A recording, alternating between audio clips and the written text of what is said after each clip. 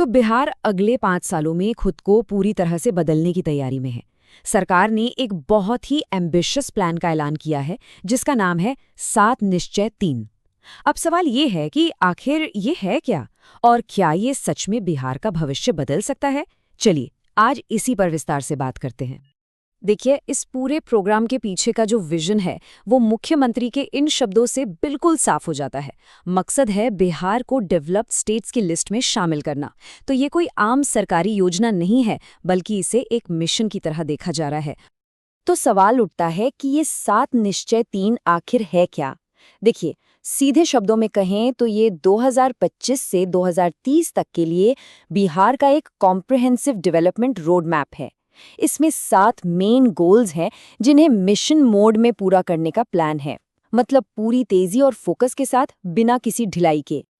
अच्छा, ये जो 7 निश्चय 3 है, ये कोई अचानक से नहीं आया है। इसके पीछे एक पूरी जर्नी रही है। पहले आया 7 निश्चय 1, जिसने 2015 से 2020 तक न्याय के साथ विकास की नींव रखी।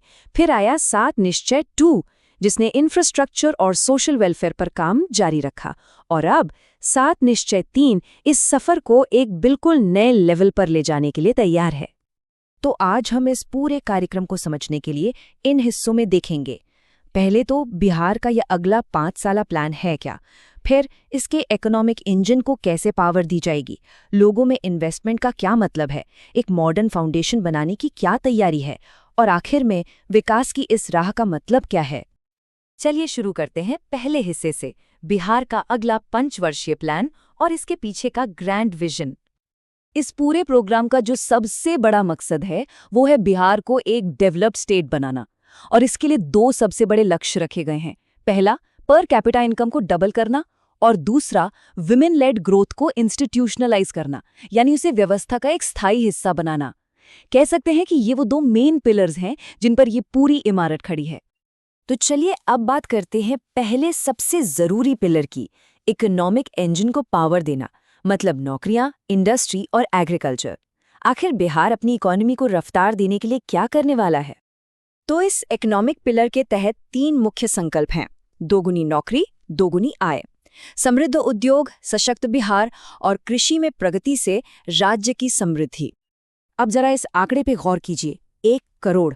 जी हाँ, अगले 5 सालों में 1 करोड़ नई नौकरियां और रोजगार के मौके पैदा करने का टारगेट रखा गया है। ये कोई छोटा मोटा नंबर नहीं है, ये एक बहुत ही मैसिव एम्बिशियस टारगेट है, और इसे हासिल करने के लिए हर सेक्टर में जबरदस्त काम करना होगा। लेकिन सवाल ये है कि इतनी नौकरियां आएंगी कहाँ से? इसके लिए पैसा कहाँ से आएगा? तो सरकार का लक्ष्य है अगले 5 साल में 50 लाख करोड़ रुपए का प्राइवेट इन्वेस्टमेंट अट्रैक्ट करना। इसी इन्वेस्टमेंट से इंडस्ट्रियल ग्रोथ को फ्यूअल देने का प्लान है। पर बात सिर्फ बड़े बड़े आंकड़ों की नहीं है, सरकार का फोकस इंक्लूसिव ग्रोथ पर भी है। 2023 के जाति आधारित सर्वे में जो 94 लाख गरीब परिवार पहचाने गए थे, उन्हें रोजगार की योजनाओं में प्रायोरिटी दी जाएगी। तो इन लक्ष्यों को हासिल करने के लिए जमीन पर क्या किया जा रहा है? कुछ ठोस कदमों की बात करें तो महिलाओं को सेल्फ एम्प्लॉयमेंट के लिए फाइनेंशियल हेल्प दी जाएगी। सालों से बंद पड़ी 9 चीनी मिलों को फिर से शुरू किया जाएगा, और 25 नई मिलें भी लगेंगी। और हाँ, बिहार की खास पहचान मखाना के प्रोडक्शन और प्रोसेसिंग को बूस्ट देने के लिए एक डेडिकेटेड मखाना रोड मैप भी है। चलिए अब आते हैं दूसरे पिलर पर, लोगों में निवेश यानी ह्यूमन डेवलपमेंट, और इसमें सबसे जरूरी है शिक्षा और स्वास्थ्य सेवा। तो इस ह्यूमन सेंट्रिक पिलर में 2 मुख्य संकल्प हैं। पहला, उन्नत शिक्षा, उज्ज्वल भविष्य, और दूसरा, सुलभ स्वास्थ्य सेवा, सुरक्षित जीवन। हेल्थ केयर में जो बदलाव प्लान किया गया है वो वाकई बहुत बड़ा है। जरा देखिए, अभी ब्लॉक लेवल पर कम्युनिटी हेल्थ सेंटर्स हैं जिन्हें स्पेशलिटी हॉस्पिटल्स में बदला जाएगा, और डिस्ट्रिक्ट लेवल पर जो डिस्ट्रिक्ट हॉस्पिटल्स हैं उन्हें सुपर स्पेशलिटी हॉस्पिटल्स के तौर पर अपग्रेड किया जाएगा। अब बात करते हैं शिक्षा की। यहाँ भी बड़े स्ट्रक्चरल चेंजेस की तैयारी है। एक नया बिल्कुल अलग हायर एजुकेशन डिपार्टमेंट बनाया जाएगा ताकि इस सेक्टर पर और ज्यादा फोकस रहे। पुराने प्रतिष्ठित संस्थानों को सेंटर्स ऑफ एक्सीलेंस के तौर पर अपग्रेड किया जाएगा, और एक नई मॉडर्न एजुकेशन सिटी भी डेवलप की जाएगी। हेल्थ केयर में एक और बहुत बड़ा पॉलिसी चेंज आ रहा है। सरकारी डॉक्टरों की प्राइवेट प्रैक्टिस पर रोक लगाने के लिए एक नई पॉलिसी लाई जाएगी। इसके पीछे का मकसद साफ है, ये सुनिश्चित करना कि सरकारी अस्पतालों में डॉक्टरों की अवेलेबिलिटी बढ़े, खासकर दूर दराज के ग्रामीण इलाकों में। और हाँ, इन इलाकों में सेवा देने वाले डॉक्टरों को स्पेशल इंसेंटिव्स भी दिए जाएंगे। और अब आते हैं तीसरे और आखिरी इम्प्लीमेंटेशन पिलर पर, जो है एक मॉडर्न फाउंडेशन का निर्माण, यानी इंफ्रास्ट्रक्चर और गवर्नेंस।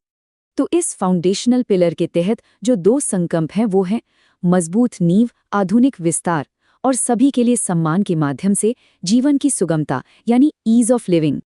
कनेक्टिविटी पर बहुत बड़ा जोर है। पूरे बिहार में 5 नए एक्सप्रेसवेज बनाने की योजना है। इसका लक्ष्य बिल्कुल साफ है, ज्यादा से ज्यादा जिलों को सीधे राजधानी पटना से जोड़ना, जिससे ट्रैवल टाइम काफी कम हो जाएगा। और बात सिर्फ एक्सप्रेसवेज तक ही सीमित नहीं है।